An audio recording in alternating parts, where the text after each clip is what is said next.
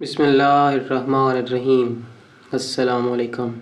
Self training عملی روحانی course قسط نمبر 4، زبان کی حفاظت۔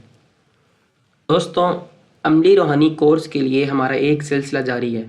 امید ہے کہ آپ نے اپنی سوچ پر پہرا دے رہے ہوں گے اور اپنی نگاہوں کی حفاظت بھی کر رہے ہوں گے۔ اس سلسلے میں کچھ لوگوں نے اپنے تجربات شیئر کیے تھے جنہیں ہم پھر کبھی ڈسکس کریں گے۔ فی الحال میں کچھ لوگوں کو ایک جواب دینا چاہوں گا جو روحانی فیلڈ میں آنے کا شوق رکھتے ہیں اور انہوں نے کچھ بڑی روحانی باتیں پڑھ سن رکھی ہیں اور وہ سائیکزم یا روحانی قوتوں کے حصول کے لیے ریاضتوں کا ذکر کرتے ہیں۔ میں انہیں بس اتنا بتا دینا چاہتا ہوں کہ ایک انسان اگر بیمار ہو تو اس کو جتنی بھی اچھی غذا جائے وہ اس کے لیے زہر بن جاتی ہے۔ پہلے اس کو پرہیزی غذا کھانی پڑے گی اور نارمل صحت پر آنے کے بعد طاقتور ہونے کے لیے وہ اچھی خوراک کھاتا ہے۔ بالکل اسی طرح ہمارا نفس بیمار ہے، پہلے اس کا علاج ضروری ہے۔ اگر ہمارے اندر تمام نفسانی خواہشات، برائیاں، حرص، ہوس موجود ہوں گی تو ہمارے لیے روحانی قوتوں کا حصول تو اور زیادہ خطرناک ہو جائے گا۔ یہ تو بندر کے ہاتھ ماچس دینے والا معاملہ ہوگا جو اپنے آپ کے ساتھ پورے معاشرے کو برباد کر دے گا۔ دوستو، اس لیے ضروری ہے کہ ہم اپنی نفسانی خواہشات پر قابو پائیں اور اس کے لیے یہ ہفتے کی ریاضات پابندیاں بتا کر آپ کو عادی کیا جا رہا ہے، ورنہ تو یہ تمام زندگی کی پابندیاں اور ریاضات ہیں۔ اور مجھے سب کا نہیں پتہ، لیکن اپنے ساتھ کچھ دوست جو ان ریاضات پر عمل کر رہے ہیں انہیں بہت کچھ فائدہ ہو رہا ہے۔ تو چلیں ہم اپنے سلسلے کو آگے بڑھاتے ہیں۔ دوستو، فرمان ہے کہ دین کی سلامتی کے 9 حصے خاموشی میں ہیں۔ مرشد کریم سید محمد جعفر الزمان نقوی البخاری سرکار دامت اللہ تعالیٰ فرماتے ہیں، انبیاء ماسلف علیہم السلام کے زمانے میں ایک روزہ خاموشی کا بھی ہوا کرتا تھا۔ اس دور میں جب کوئی عبادت کی طرف راغب ہوتا تھا تو پہلے خاموشی سیکھتا تھا، اور کئی لوگ اس کے لیے منہ میں کنکر بھی رکھ لیتے تھے اور وہ 12 سال تک خاموشی سیکھتے تھے۔ جب اس پر کامل عبور حاصل ہو جاتا تھا تو پھر عبادت کے باقی مراحل کی طرف سفر کرتے تھے۔ اور جو شخص خاموشی نہیں سیکھ سکتا تھا وہ عبادت کے میدان سے باہر آ جاتا تھا کہ اب عبادت فضول ہے، کیونکہ جو کچھ بھی عبادات سے حاصل کروں گا وہ تو زبان کے ذریعے برباد ہو جائے گا، اس لیے یہ محنت کرنے کی کیا ضرورت ہے۔ فرمان ہے اکثر مخلوق زبان کی وجہ سے ہلاک ہوئی ہے۔ یہ بھی فرمان ہے کہ ہر صبح سارے اعضائے بدن زبان سے کہتے ہیں کہ خدا کے لیے کوئی الٹی سیدھی بات نہ کر دینا، کیونکہ جرم تو کرے گی اور سزا ہمیں بھگتنا پڑے گی۔ ایک ہوتی بد کلامی، یہ تو حرام ہی ہے۔ ایک ہے بے فائدہ کلامی، یہ بھی ہے مذموم ہے۔ ایک ہے بلا ضرورت کلام کرنا، اس سے بھی اجتناب کرنا لازم ہے۔ کسی کو یقین ہو گیا کہ میرا مالک میری ہر بات کو سن رہا ہے، اس کی زبان بند ہو جاتی ہے۔ دوستوں، اللہ نے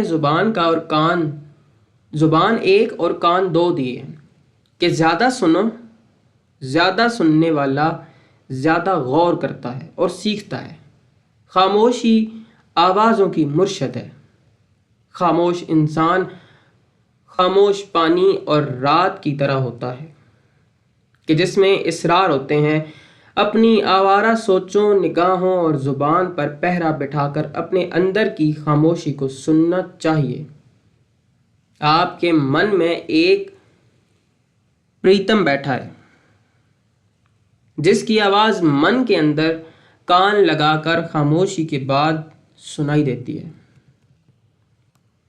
جب آپ کے اندر خاموشی چھا جائے گی تو وہ پریتم جو نہ جانے کب سے آپ کے خاموش ہونے اور اپنی بات کرنے کا انتظار کر رہا ہے، جو آپ کو آپ کی اصل سے ملوانا چاہتا ہے، جس کو آپ کھو چکے ہیں، جس سے آپ جدا ہو چکے ہیں، آپ کیوں کرب میں ہیں؟ کبھی غور کیا ہے؟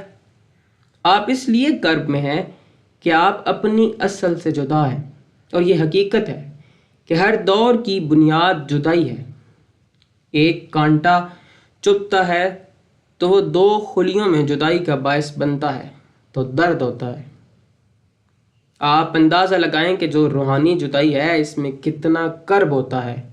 اب روحانی جدائی کس سے ہوتی ہے اس پر پھر کبھی بات کریں گے، فی الحال یہ ہمارا موضوع نہیں ہے۔ دوستوں، سوچوں نگاہوں کو قابو کرنے کے ساتھ ساتھ آپ نے زبان پر بھی ایک ہفتہ پہرا دینا ہے۔ ایک ہفتہ کسی کو گالی نہیں دینی، غیبت نہیں کرنی، گانے نہیں گانے، بلا ضرورت بولنا نہیں ہے، کیونکہ محفل میں باتیں کرنے کا بھی ایک الگ نشہ نفس کو چڑھتا ہے۔ پہلے تولیں پھر بولیں۔ یہ بات کرنے کے قابل ہے بھی کہ نہیں؟ اگر فی الحال آپ اپنے اندر کی آواز کو سن نہیں سکتے تو کوشش کریں، آپ درود و صلوات کاملہ کا ورد کریں، مگر یاد رہے ورد زبان سے نہیں ہونا چاہیے بلکہ آپ کی سوچوں اور من کے اندر ہو۔ دوران ورد آپ کے منہ میں بھی زبان نہیں چلنی چاہیے، بس آپ کے اندر ورد چل رہا ہو۔ دوستوں، کہنے کو تو بہت کچھ ہے لیکن فی الحال اسی پر اکتفا کرتے ہیں۔ خاموش رہیے، خوش رہیے، اپنے ارد گرد کے لوگوں کے لیے سکون کا باعث بنیے، اور اپنی رائے کا ضرور اظہار کیا کریں تاکہ اندازہ ہوتا رہے کہ بات اندھے کنویں میں تو نہیں جا رہی، یا بھینس کے آگے بین تو نہیں بجایا جا رہا۔ اسی پوسٹ کی تواسط سے آپ کو بتا دوں کہ اسلامی تاریخ ناول صدیوں کے مسافر کی نئی قسط جلد بھیج دی جائے گی۔ دعا پاک صدا پکار، الاجل الاجل یا لسان اللہ الناطقہ، اجل اللہ فرجک الشریف وصلوات اللہ علیکہ یا رب محمد وآل محمد، صلی علی محمد وآل محمد وعجل فرج آل محمد۔ عباس حمدانی 59۔